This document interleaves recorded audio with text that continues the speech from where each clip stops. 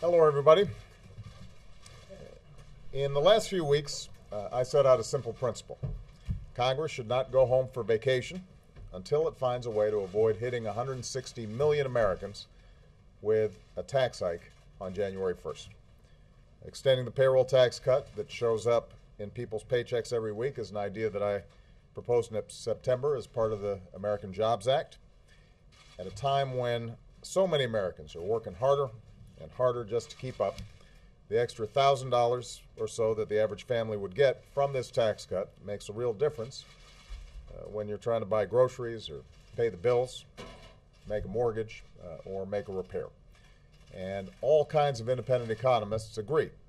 The number one challenge facing businesses right now is a lack of demand from consumers, which is why more people spending money means companies that are more successful and more able to hire more workers.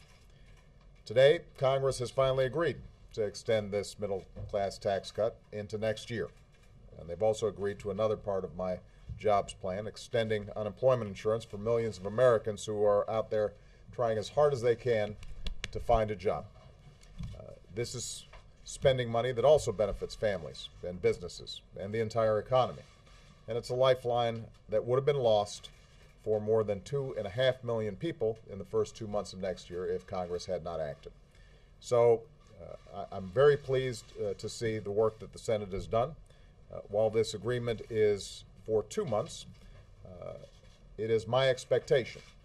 In fact, it would be inexcusable for Congress not to further extend this middle-class tax cut for the rest of the year. It should be a formality, and hopefully it's done with as little drama as possible when they get back in January. This really isn't hard. There are plenty of ways to pay for these proposals.